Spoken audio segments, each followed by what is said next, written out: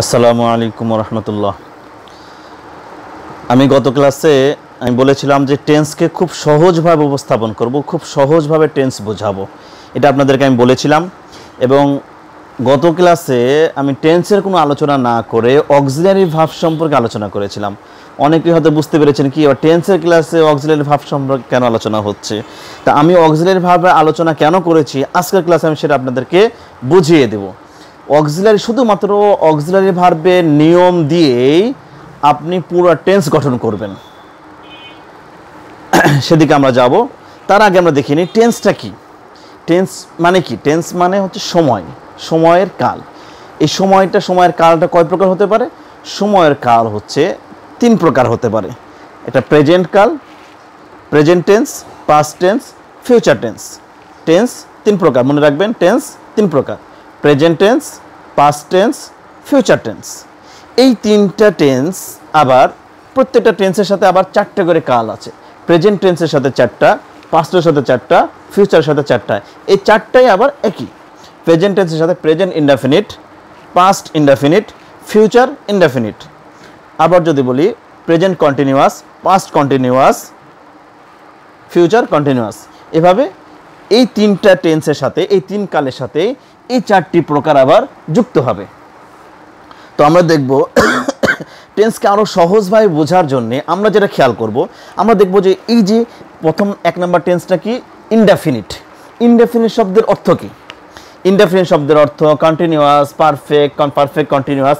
এগুলো নামকরণের নামকরণের অর্থটা আমরা দেখব, বা নামকরণ যেভাবে হয়েছে আমরা নামকরণ দিয়ে আমরা টেন্স শিখব। আচ্ছা, ইনডেফিনিট অর্থ কি? ইনডেফিনিট হচ্ছে যে অনির্দিষ্ট। ইনডেফিনিট অনির্দিষ্ট, অর্থাৎ যদি বর্তমানে কোনো কাজ অনির্দিষ্টভাবে করা বোঝায়, করা বা হওয়া বোঝায়, তাহলে প্রেজেন্ট ইনডেফিনিট।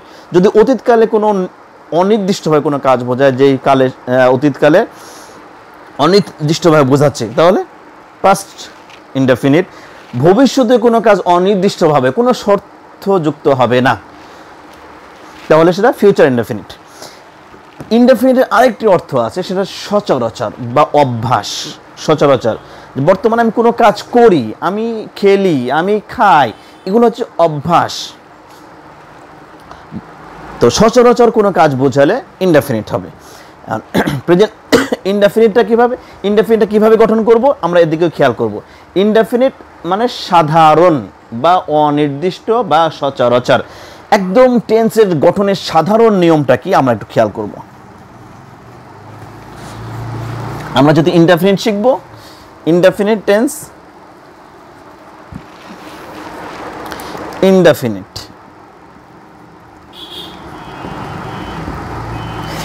সাধারণ টেন্স গঠনের সাধারণ নিয়ম হচ্ছে সাবজেক্ট প্লাস ভার্ব। সাবজেক্টের সাথে ভার্ব হবে, এটাই সাধারণ নিয়ম। ইনডেফিনিটে আমরা সেটাই গঠন করব। কি? যে আই, প্রেজেন্ট ইনডেফিনিট, এখানে লিখি present indefinite. I do, I play, I read, এভাবে আমরা বলতে পারি। আবার প্রেজেন্ট ইনডেফিনিট আমরা যদি পাস্ট ইনডেফিনিট করি, পাস্ট ইনডেফিনিট শুধুমাত্র এই ভার্বের পাস্ট ফর্মটি বসিয়ে দেব। কি হবে? পাস্ট ইনডেফিনিটের ক্ষেত্রে I did, আমি করেছিলাম, I read, আমি পড়েছিলাম। সাধারণভাবে সাবজেক্টের পরে ভার্বের যে পাস্ট ফর্ম আছে, পাস্ট ফর্মটা আমরা বসিয়ে দেব। এইভাবে আমরা লিখতে পারি। যদি ফিউচার টেন্সটা কীভাবে গঠন করবো? ফিউচার টেন্সটা হচ্ছে, এখানে একটি সূত্র মনে রাখবেন। এখানে সূত্র বা শর্ত আপনারা যেটাই বলেন, ফিউচার টেন্স গঠন করতে হলে অবশ্যই উইল ব্যবহার হবে। এটা সূত্রটা আপনারা মুখস্থ করে নেবেন। ফিউচার টেন্স গঠন করতে হলে অবশ্যই শ্যাল বা উইল ভার্বের প্রয়োজন হয়। শ্যাল বা উইল। ফিউচার টেন্সের শর্তই হচ্ছে ফিউচার টেন্স যদি হয় তাহলে শ্যাল বা উইলের অবশ্যই প্রয়োজন পড়বে। অর্থাৎ শ্যাল বা উইল ছাড়া ফিউচার টেন্স গঠন করা সম্ভব নয়। এবং সাবজেক্টের পরে আমি যদি বসাই দিই আই, ফিউচার টেন্স গঠন করব। এখানে present indefinite, past indefinite, future ইনডেফিনিটের ক্ষেত্রে ফিউচার ইনডেফিনিট হচ্ছে ফিউচার ইনডেফিনিট। নামটা খেয়াল করবেন, কি নাম? Future indefinite. ফিউচার ইনডেফিনিট, তো ফিউচার ইনডেফিনিট।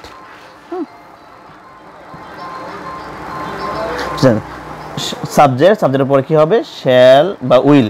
তাহলে আই উইল। এবার উইলের পরে ভার্বের কোন রূপটা বসাবো? উইলের পরে ভার্বের কোন রূপ বসাবো? এখানে আমরা নিয়ম পড়ে এসেছি অক্সিলারি ভার্ব পড়ার সময় যে মডাল ভার্বের পরে ভার্বের বেস ফর্ম হয়। মডাল ভার্বের পরে ভার্বের বেস ফর্ম হয়। তাহলে উইল হচ্ছে মডাল ভার্বের পরে ভার্বের বেস ফর্ম ডু হবে। I will do, I will play, I will drink, I will recite. এই যে এইভাবে ভার্বের বেস ফর্ম হবে। তাহলে দেখেন আমাদের আলাদাভাবে সেন্টেন্সের স্ট্রাকচার আমাদের মুখস্থ করতে হবে না। আই ডু আমি করি, আই ডিড আমি করেছিলাম, আই উইল ডু আমি করব। কারণ খুব সহজে শেখা যাচ্ছে।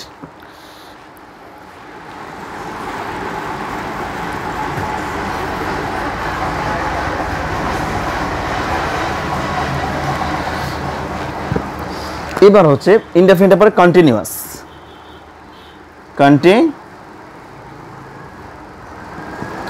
কন্টিনিউয়াস টেন্সের সূত্র হচ্ছে বা কন্টিনিউয়াস টেন্সের শর্ত হচ্ছে, কন্টিনিউয়াস টেন্স গঠন করতে হলে অবশ্যই বি ভার্বের প্রয়োজন হবে। কন্টিনিউয়াস টেন্স শর্ত কি? বি ভার্বের প্রয়োজন হয়। কন্টিনিউয়াস টেন্স গঠন করতে হলে বি ভার্বের প্রয়োজন হয়। কেমন দেখেন, বি ভার্বের নিয়মটা আমরা কি শিখেছিলাম? বি ভার্বের পরে যে ভার্বটি আসবে সেই ভার্বটি অবশ্যই আইএনজি যুক্ত হবে। এখন প্রেজেন্ট কন্টিনিউয়াস যদি আমি লিখি, প্রেজেন্ট কন্টিনিউয়াস, তাহলে আই এর পরে কি হবে? বি ভার্ব বসবে। বি ভার্ব হিসাবে তাহলে আই এর পরে বি ভার্বের কোন রূপটি বসে? আই অ্যাম, তারপরে ডু এর সাথে কি হবে? বি ভার্বের পরে ভার্বের সাথে আইএনজি যুক্ত হয়, আই অ্যাম ডুইং। আমরা যেটা শিখে এসেছি এতদিন যে কন্টিনিউয়াস টেন্স গঠন করতে সাবজেক্টের পরে বি ভার্ব হিসাবে এম ইজ আর বসে, অথবা এম ইজ আর বসে এবং ভার্বের সাথে আইএনজি যুক্ত হয়। এই নিয়মটা আমাদের আইএনজি যুক্ত হয়, এটা আলাদাভাবে শেখার প্রয়োজন হবে না। পাস্ট কন্টিনিউয়াস দেখেন, আই ওয়াজ ডুইং, সাবজেক্টের পরে কি বসিয়েছি? বি ভার্ব বসিয়েছি। কেন বি ভার্ব হিসেবে ওয়াজ কেন বসালাম? কারণ কন্টিনিউয়াস টেন্স গঠন করতে হলে বি ভার্বের প্রয়োজন হবে, আই ওয়াজ ডুইং। এবার দেখেন ফিউচার কন্টিনিউয়াস। নামটা দেখেন, আমি বলছি নাম দেখে আমরা বাক্য গঠন করব, নাম দেখে টেন্স আমরা শিখব। তো ফিউচার কন্টিনিউয়াস, আমরা ফিউচারের শর্ত পড়েছি কি? ফিউচারের শর্ত হচ্ছে ফিউচার টেন্স গঠন করতে হলে শ্যাল বা উইলের প্রয়োজন হবে, আর কন্টিনিউয়াস শর্ত পড়ছে বি ভার্ব হবে। তাহলে ফিউচার আগে আছে, ফিউচার নিয়মটা আগে বসিয়ে দেব। সাবজেক্টের পরে ফিউচার হিসাবে উইল বসালাম, তাহলে আই উইল। এবার কন্টিনিউয়াসের নিয়ম হিসাবে কন্টিনিউয়াস টেন্স গঠন করতে হলে বি ভার্বের প্রয়োজন হয়, তাহলে আই উইল বি ভার্ব বসবে। এবার বি ভার্বের কোন ফর্মটা বসবে? আমি শুরুতেই বলেছিলাম যে মডাল ভার্বের পরে ভার্বের বেস ফর্ম হয়। যদি বি ভার্বও আসে তাহলে বি ভার্বের বেস ফর্ম কোনটা? বি ভার্বের বেস ফর্ম হচ্ছে বি ভার্বের বেস ফর্ম বি। তাহলে আই উইল বি ডুইং। নিয়মটা দেখেন খুব সহজ। আমাদের আলাদাভাবে কোনো স্ট্রাকচার গঠন করতে হবে, স্ট্রাকচার মনে রাখার প্রয়োজন নাই। আমাদের শুধুমাত্র ফিউচার টেন্স এবং কন্টিনিউয়াস টেন্সের শর্ত মনে রাখতে হবে এবং এর নিয়মটা মনে রাখতে হবে, অক্সিলারি ভার্বের নিয়মটা মনে রাখতে হবে। তাহলে দেখেন যে আই উইল বি ডুইং। তাহলে উইলের পরে বি কেন হলো?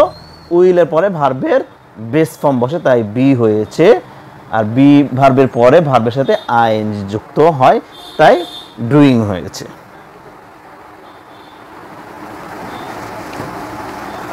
এরপরে পারফেক্ট টেন্স শিখবো আমরা।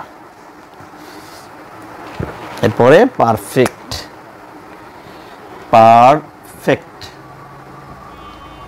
Tense, present perfect, past perfect, future present perfect, past perfect, future perfect. Perfect টেন্সের একটি শর্ত মনে রাখবেন। পারফেক্ট টেন্সের শর্ত হচ্ছে পারফেক্ট টেন্স গঠন করতে হলে হ্যাভ ভার্বের প্রয়োজন হয়। পারফেক্ট টেন্স গঠন করতে হলে এই যে হ্যাভ ভার্বের প্রয়োজন হয়। পারফেক্ট টেন্স গঠন করতে হলে হ্যাভ ভার্বের প্রয়োজন হয়। হ্যাভ ভার্বের নিয়মটা আমরা কি পড়েছিলাম? হ্যাভ ভার্বের পরে যে ভার্ব হবে সেই ভার্বের 3 নাম্বার ফর্ম বসবে। দেখেন present perfect, present perfect, present perfect I have, have ভার্বে আই হ্যাভ ডান, এরপরে যে ভার্ব হবে ভার্বে 3 নাম্বার ফর্ম বসবে, আই হ্যাভ ডান। তারপরে আই হ্যাড, পাস্ট পারফেক্টের ক্ষেত্রে আই হ্যাড ডান। হ্যাডের পর ডান কেন হলো? কারণ have, had, has, have verb 3টা, হ্যাভ, হ্যাজ, হ্যাড, এরপরে যে ভার্ব হবে সেই ভার্বের 3 নাম্বার ফর্ম বসবে। কিন্তু দেখেন এখানে লক্ষ্য নেই বেশি, আমরা এতদিন শিখিয়ে এসেছি পারফেক্ট টেন্স গঠন করতে হলে প্রথমে সাবজেক্ট, সাবজেক্টের পরে হ্যাভ, হ্যাজ, হ্যাড, এরপরে ভার্বে 3 নাম্বার ফর্ম বসবে। আমাদের এত নিয়ম মনে রাখার দরকার নাই, শুধুমাত্র মনে রাখবেন যে হ্যাভ পারফেক্ট টেন্স গঠন করতে হলে হ্যাভ ভার্বের প্রয়োজন হয়। প্রেজেন্টের ক্ষেত্রে হ্যাভ, হ্যাজ, আর পাস্টের ক্ষেত্রে হ্যাড, শুধু এতটুকু মনে রাখবেন।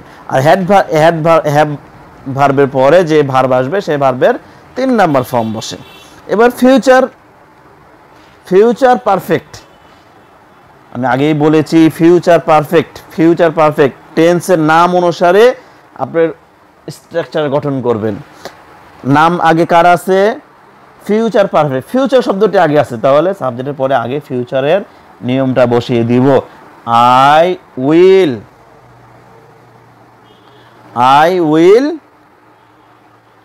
এবার পারফেক্ট টেন্স গঠন করতে হলে কিসের প্রয়োজন হয়? হ্যাভ ভার্বের প্রয়োজন হয়। তাহলে আই উইল, হ্যাভ ভার্বের কোন রূপটা বসবে? বেস ফর্ম যেটা সেটা বসবে। তাহলে আই উইল হ্যাভ, এরপরে যে ভার্ব হবে, এরপরে যে ভার্ব ডু, এবার ডু ভার্বে হ্যাভ ভার্বের পরে ভার্বের যে ভার্ব হয় সেই ভার্বের 3 নাম্বার ফর্ম বসে, আই হ্যাভ ডান। বুঝে আসছে? খুব সহজ,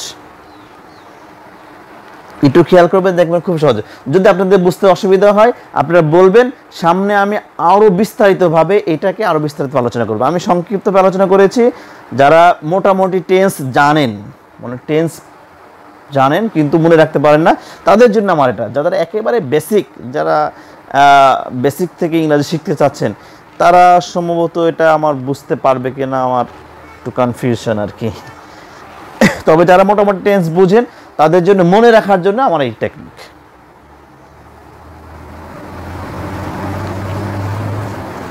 এবার আমরা শিখব পারফেক্ট কন্টিনিউয়াস।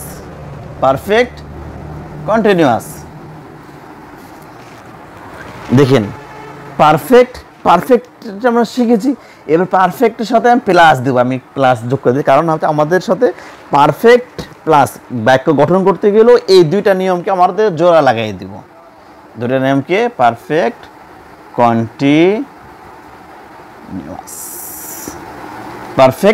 কন্টিনিউয়াস। এখন হচ্ছে আমরা পারফেক্টের নিয়ম কি শিখেছি? পারফেক্ট টেন্স গঠন করতে হলে হ্যাভ ভার্বের প্রয়োজন হয়। আর কন্টিনিউয়াস টেন্সের কি নিয়ম শিখেছি? কন্টিনিউয়াস টেন্স গঠন করতে হলে বি ভার্বের প্রয়োজন হয়। তাহলে নামটা কি আছে? আগে পারফেক্ট, তারপরে কন্টিনিউয়াস। তাহলে আগে পারফেক্টের নিয়ম বসিয়ে দিব, তারপরে কন্টিনিউয়াসের নিয়ম বসিয়ে দিব। পারফেক্টের নিয়ম আমরা কি পড়েছি? ভার্ব। পারফেক্ট গঠন করতে হলে হ্যাভ ভার্ব প্রয়োজন। তাহলে আই হ্যাভ। এবার হচ্ছে কন্টিনিউয়াসের নিয়মটা কি? কন্টিনিউয়াস নিয়ম হচ্ছে বি ভার্ব বসবে। তাহলে বি ভার্ব হিসেবে এখানে বি বসালাম, কিন্তু বি ভার্বের কোন রূপটা বসবে? হ্যাভ যেহেতু এসেছে, হ্যাভের পরে ভার্বের 3 নাম্বার রূপ বসে। তাহলে 3 নাম্বার বি ভার্বের 3 নাম্বার রূপটা কি? বিন। বি ভার্বের 3 নাম্বার রূপ বিন। তাহলে আই হ্যাভ বিন। এরপরে যে ভার্ব আসবে সেই ভার্বের সাথে কি হবে আই হ্যাভ বিন। এখানে আমরা অনেকেই বলি যে কন্টিনিউয়াসের কারণে আইএনজি হয়, আমি বলি না, কন্টিনিউয়াসের কারণে ভার্বের সাথে আইএনজি যুক্ত হয় না, বরং বি ভার্বের কারণে আইএনজি হয়, আর কন্টিনিউয়াসের কারণে বি ভার্ব আসে। কন্টিনিউয়াসের কারণে বাক্যের মধ্যে বি ভার্ব আসে আর বি ভার্বের কারণে আইএনজি হয়। কন্টিনিউয়াসের কারণে আইএনজি হয় না, এটা আমি মানি না। আমার যুক্তিতে বি ভার্বের কারণে আইএনজি হয়। I have been doing. এবার past perfect continuous, I had একই নিয়ম, আই হ্যাড বিন ডুইং।